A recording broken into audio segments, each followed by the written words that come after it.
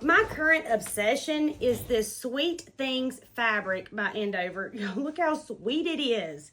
Super, super sweet. Now, this is the project that we are making at my retreats. And I want to show you how we're going to do it. So if you're at home and you want to make one, I want you to make one with us. So we have a 9-patch block. Do you see this? 3, 4, 5, 6, 7, 8, 9. 9. And do you see how my flannel is a little bit bigger than my block? We can trim this down when we're done. I cut all of my blocks 5 by 5, and I cut my flannel and my back pieces 14 by 14-ish. So if you fold a piece of fabric in half, you cut off the selvage. And so if you move it down to 21 and you cut it at 14, then you get like 14 and a piece that's 7 inches folded in half.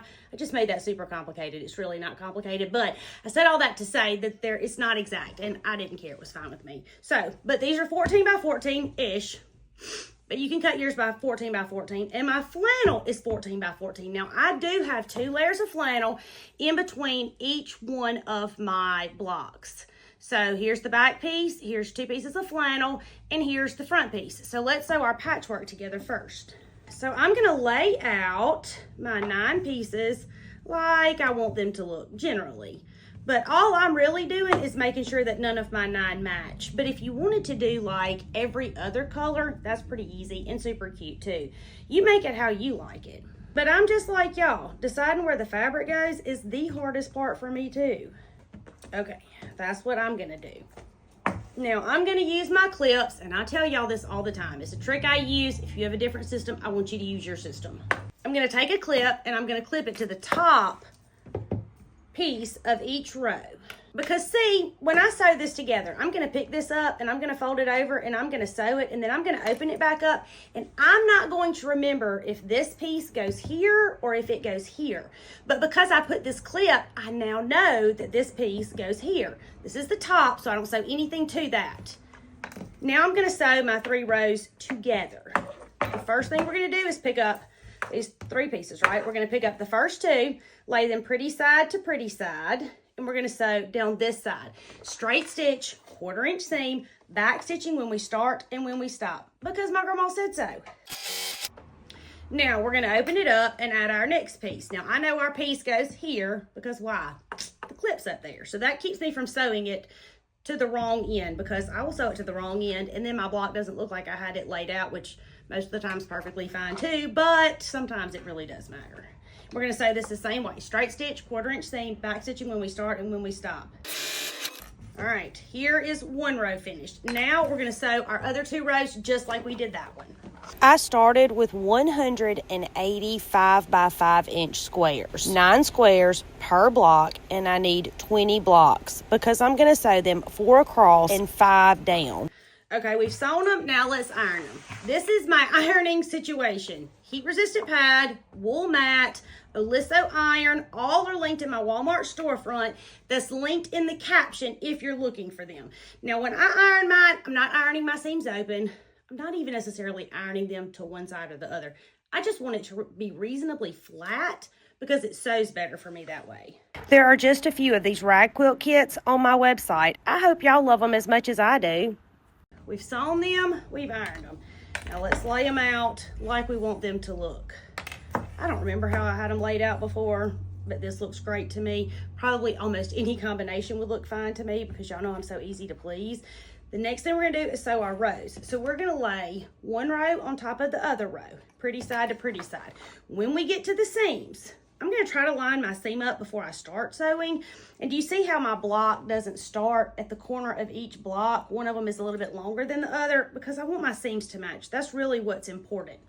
When you get to the seam, if it doesn't match, pinch it, pleat it, pull it, whatever you got to do to get those corners to match, because if not, it gets off a little bit here, and by the time you get to the bottom of your quilt, 1 row is 6 inches shorter than the other one.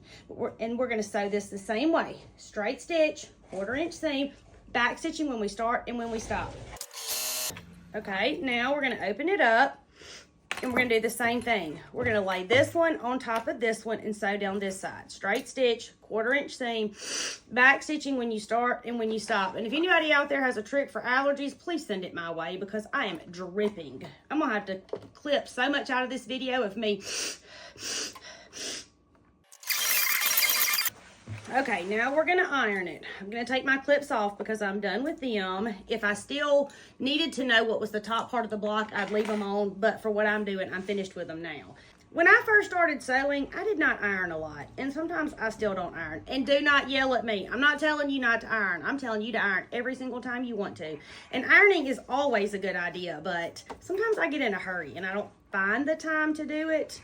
But every time you iron, it will make your stuff look nicer. So, highly recommend. Although, if you're not ironing, I'm not judging you. Now we need our back piece and our flannel piece. Okay, here's my back piece. My back piece is 14 inches wide by 14 inches wide. I'm gonna lay it pretty side down. Then I'm gonna take my flannel piece and lay it on top of there. It's also 14 by 14-ish. Now I'm gonna lay my 9-patch block on top of that. So now what I'm going to do is I'm going to sew down the side of each seam. So I'm going to sew right here and right here and right here and right here, both sides of this seam and both sides of that seam.